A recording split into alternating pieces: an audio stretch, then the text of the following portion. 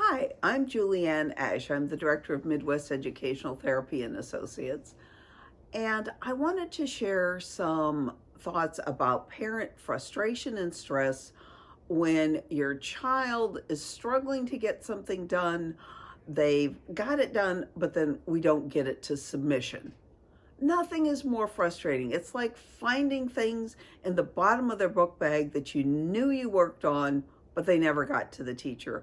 Or nowadays, they never got to the submit button. So, talking about this kind of stress, this is just over the top. Parents are going, why does this happen? What can I do to help? I get so frustrated and angry about it because why can't my child just go ahead and get it done? Well, there's a number of reasons why the child may not. Your child may be struggling a bit with executive function, which means they're having a hard time breaking things down, getting started, or planning and organizing. These are all executive functions. So some tips that will help you support your child's executive functions. Start in small chunks. Too often a child looks at all of the things they have to do, and an adult for that matter, and it's like it looks too big. The TMI, as my adolescent clients say. They look at it, they tell themselves, it's too much, I'm done, I'm dead, and we never even get started on it. Even if they do get started, Zoom brain makes things look even bigger. It's exhausting. They can't get all of these parts and pieces together.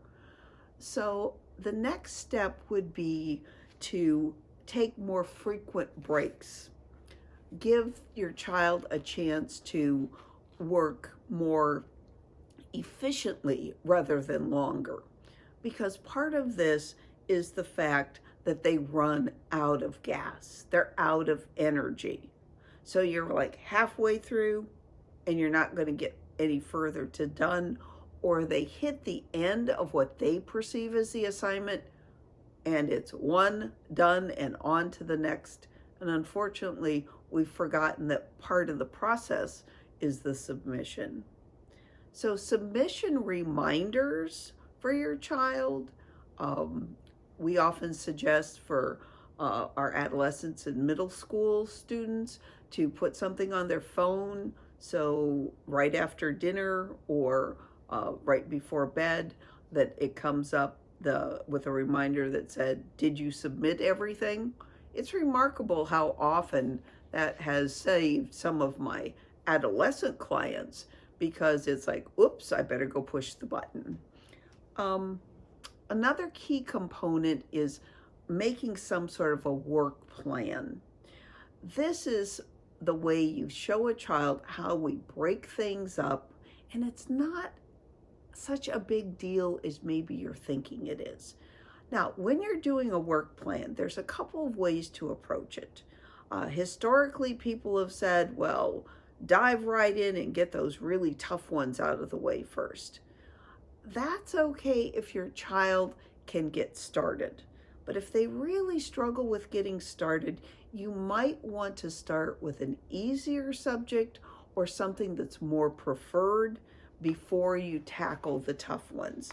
So the whole process looks like an arc with some of your easier ones, then your toughest ones, bracketed by some of your easier activities. Our adolescents tend to do them in the order that they have them in period classes, and that may not be the most effective use of their energy. So it's important to share with them that if you have easy work in periods 1 and 2, but you have this big test or this big project at your last period of the day, you might want to flip it around and work on that first. Really don't leave those hard, least preferred, overwhelming projects to the end. Now, that's tough. As an adult, I'm really tempted in a lot of ways, like, oh, that's not so wonderful. I'm going to leave it till the end. And then I'm out of energy, and I keep thinking to myself, oh, I'll get to it tomorrow. Well, tomorrow never comes, or the submission never comes in the case of our students. One other thing to do is check to see if your child can get started, but they get overwhelmed or bogged down in the middle, and then they can't get restarted. If they're stuck in the middle or bogged down, as like one of my little kids said, he hits the quicksand when he hits his math, what we're going to do then is make sure you get up, take a break, move around, maybe even work on an easier project for a few minutes and then loop back. The Promodoro method of working is also helpful to help maintain energy for homework and long projects. In the Promodoro, it has the focus that you have a 20-minute attending cycle in the brain. So it was developed so that you would work for 20 minutes and focus well, then take a 3 to 5 minute movement break. Now the movement break is very important because it helps to reset the attention focus. And if you are working in Pomodoro blocks, you have natural check-in times with your child.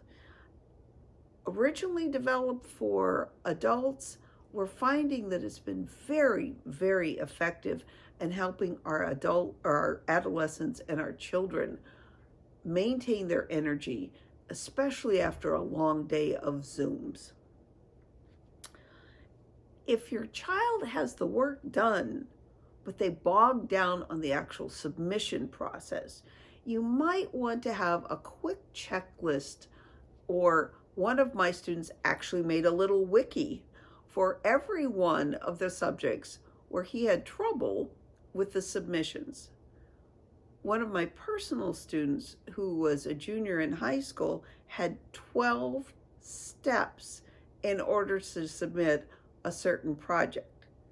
Needless to say, he and I both were blown away and exhausted by the time we got his wonderful project actually into submission. So it's important to check to see how many steps, how easy is it, and are the directions clear? If not, you may like to try a WikiHow for it. And again, one of the great things is those submission reminders. I actually have a parent who has young children who has the submission reminder on her phone so that she can go to her third grader and fourth grader, and she is the submission specialist. Each child receives some additional points that they can use to purchase extra video time if they've been able to remember to submit before mom. It becomes a game instead of a gotcha. If you'd like to learn more about the Promodoro effect or other information about helping your child to manage the stresses and anxieties of today's hybrid world, reach out to us at our website, www.metaoh.org. We also have a Facebook under Midwest Educational Therapists and Associates with lots of parent tips. And finally, we have a YouTube channel with a lot of information about Learn to Earn and other great techniques for parents under Midwest Educational Therapists and Associates. Have a great day, and thank you.